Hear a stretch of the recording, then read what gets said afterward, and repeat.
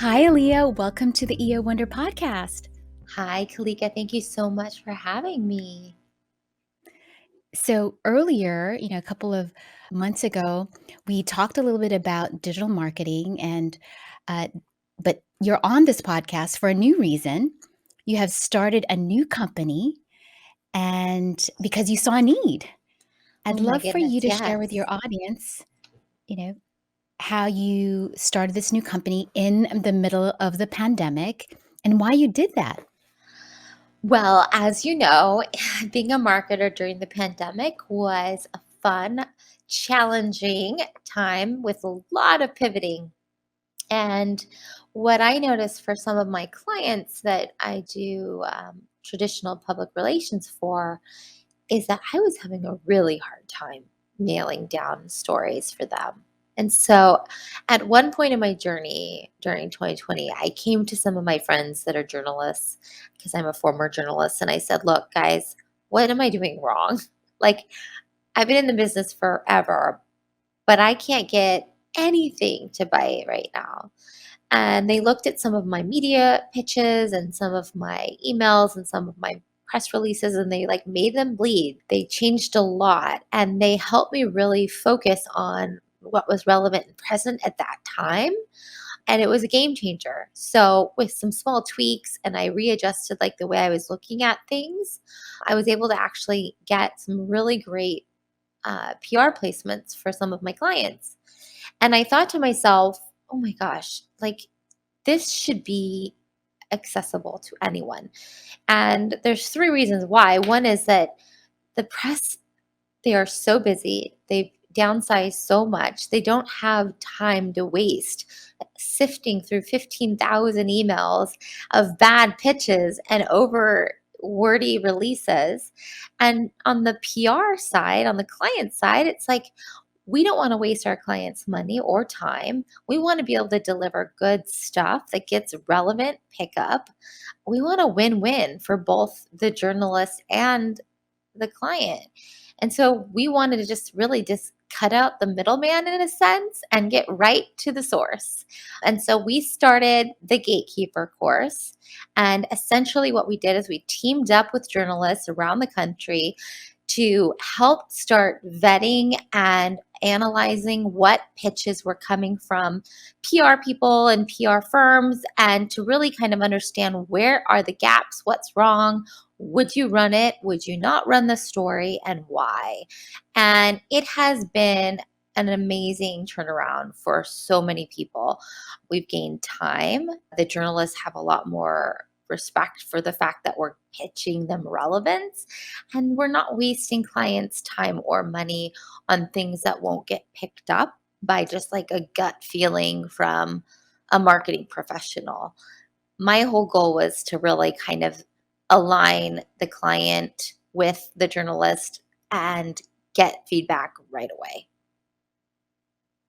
So let's get it straight. So you currently have a digital marketing agency, and you were looking for press, but you were also a former journalist. So this was your field prior to you starting this digital marketing agency, and you found that you needed some help. I it had been too long since I've been boots on the ground, and with COVID, it changed the game for everything. So, I didn't realize that reporters weren't going into buildings at the time and that Zoom calls were becoming the normal and that I could pitch my clients for Zoom interviews. So, all of this early in 2020 came about by just coming to my contacts and saying, "Guys, what am I doing wrong?" And they just started laying out what was going on. And I think a lot of people missed some really great press opportunities in 2020. And as we like came into 2021 and we're rounding out the year, a lot of those practices stayed. So what I mean by that is like things like the fact that, if a crew can't make it to your event, shoot the video, put a courtesy on it and send it to the station or to the outlet because we know that bandwidth is very low on the journalist side right now. And there's a lot of dynamics from the pandemic that will probably stay in place. such as Zoom interviews and things like that that weren't done prior. And it's prepping our clients, knowing how to position them and knowing what the audience is looking for. And yeah, I didn't know that. I had been out of the field too long. And I think anyone in marketing or PR that's not on the ground with the journalist day in, day out, they lose a sense of what's relevant and what their world is. And that was our whole goal. It's just like, we need to get to these gatekeepers, but we need to really just have a dialogue and know what's working, what's not, and why. And once we understand that, it makes it easier for them and us because we don't want to waste their time. We don't want to waste our clients' money. We just want to be efficient and effective. And that's what the gatekeeper kind of was birthed out of, is a necessity for efficiency.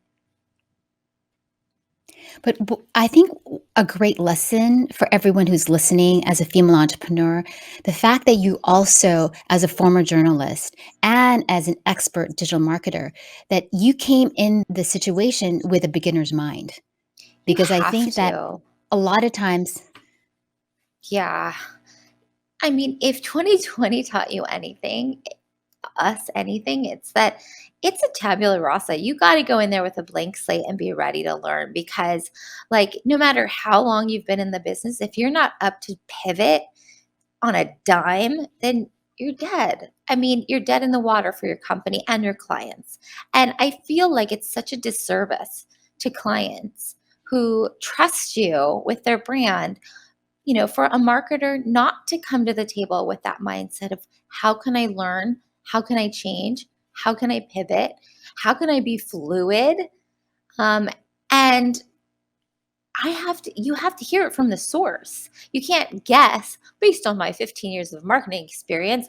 There was no experience in COVID. There's no experience on how to cover a pandemic or how to pitch during a pandemic. That's something you had to just learn on a dime. And that's how we kind of gave it up. We had to humble ourselves to the fact that, like, this isn't working. We need to change. And in that lesson, there came this could happen for others. People can be helped. We can get other people to be able to get feedback directly from journalists, not waste their time and money, and really get down to the bottom line. and I think another entrepreneur skill that we all need to really harness is this ability to ask for help. Because as entrepreneurs, everyone always comes to us for help, but we ourselves don't like asking for help. So true. And it really hit me. It took me a little bit to come and really kind of ask for help. It took me probably about a couple months before I realized, you know what? This is different. This dynamic is different. This landscape is different. COVID has definitely changed the playing field. And that's when I literally was like, okay, guys, I'm humbling myself. Please, I don't have any feelings or stake in the game. If it's awful, tell me what I'm doing wrong. I need to know. I want to know the truth. And they did. And it was great. And all we got from that was growth and growth for our clients. And that's something we can share with others now because it's like we have to be at that point where we're willing to seek help and willing to rework what's worked in the past doesn't work now. I mean, and we have to be okay with that, that what worked yesterday may not work today, and that's okay. So let's adapt and change. You know what I see a lot of female entrepreneurs doing is really observing from the outside, like, oh, this person is doing this. This is how they're doing their Instagram. This is how they're doing social, but they really don't know that that other person is playing a totally different game. Every person is playing a different game, looking at other people, observing what they're doing, but not really understanding the game. And so, with the gatekeeper, course that you're coming up with, you're letting people in on this secret that journalists really want to receive these press releases that are spot on and not get their Absolutely. time wasted.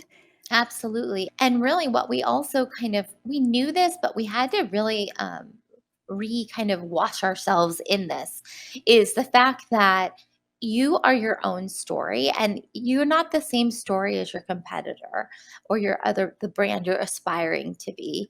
You are you.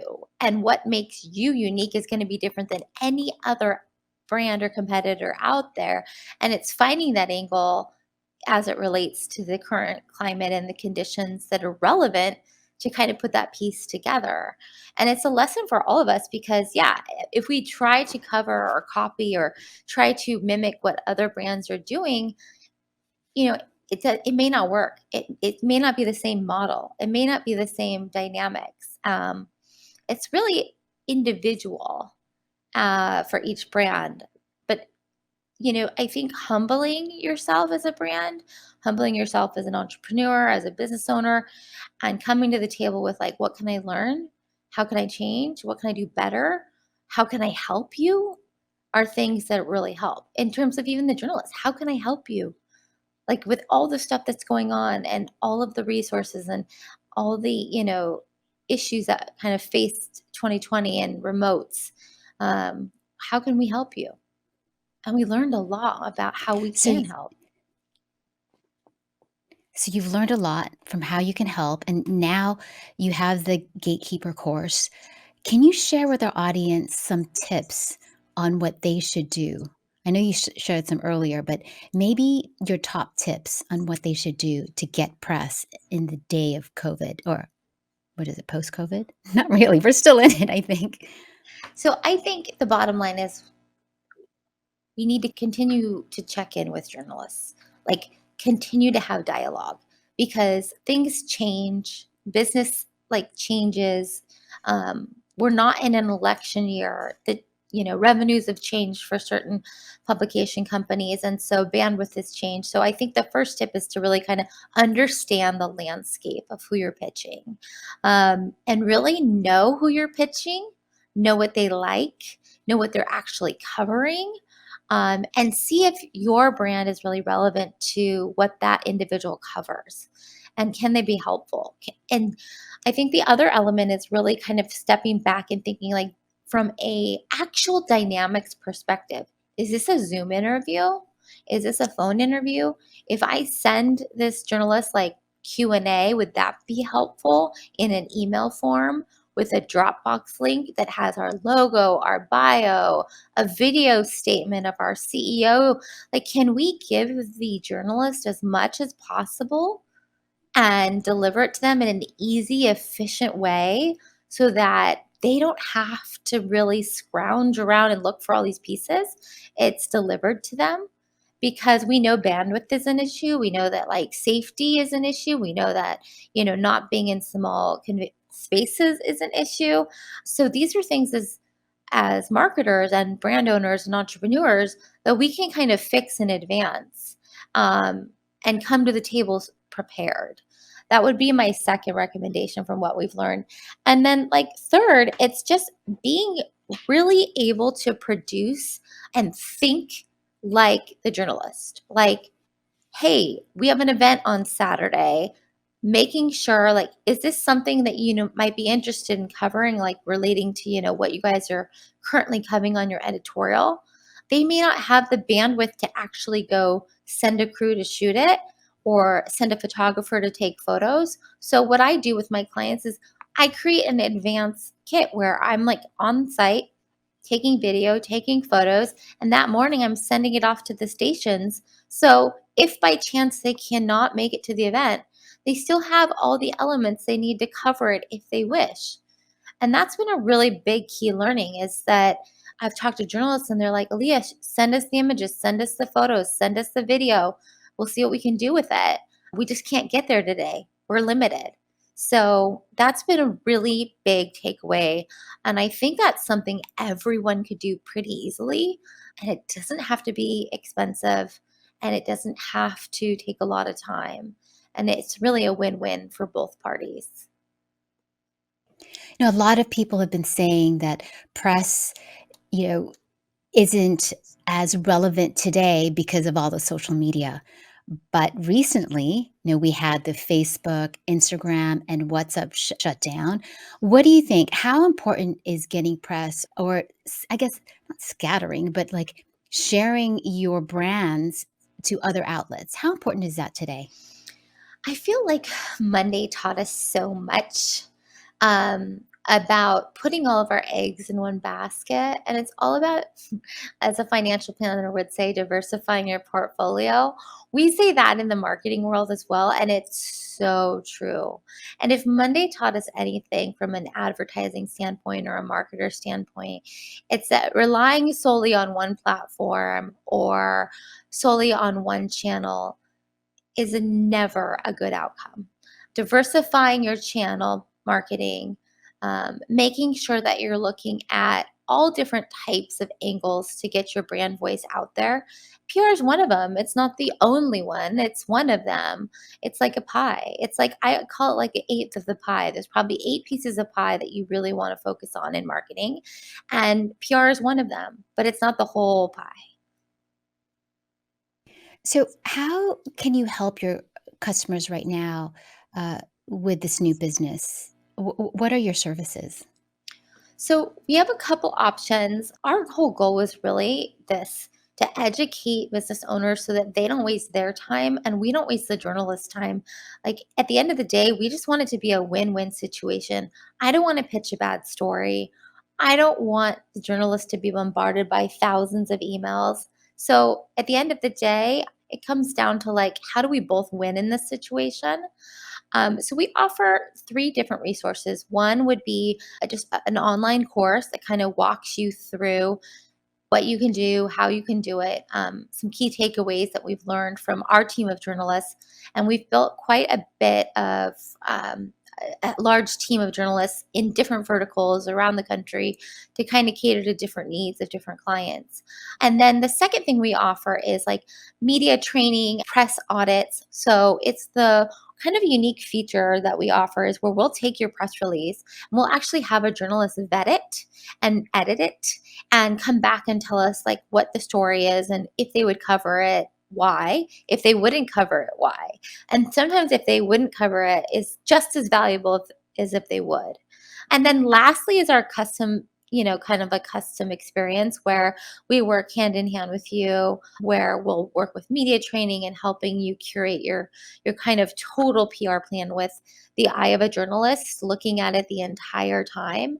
One thing that's unique to us is that nothing that we do doesn't get approved or reviewed by a journalist. Doesn't guarantee or need coverage, but it guarantees that the person that's actually looking at your work and what we're sending out is in the industry and is not just some marketing person who thinks they know what's going on in the industry.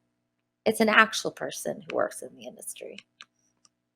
So, is there a website that they can go to? Yeah, so our website is thegatekeepercourse.com, and there's definitely different options there, and anyone is feel free to reach out. But really, we're hoping we can help both business owners and journalists. I mean, I think there's an opportunity just to like cut down on the noise and make it easier for both parties. Well, thank you so much for joining us for the podcast. It's been a very exciting year in digital marketing, and I'm so glad to see you thriving with this new business. I mean, that takes a lot of courage, and it's so exciting to see female entrepreneurs just, rising above everything. Well, I only learn from the best, Kalika. That be you. Thank you so much for your time. Talk to you soon. Bye. Bye bye.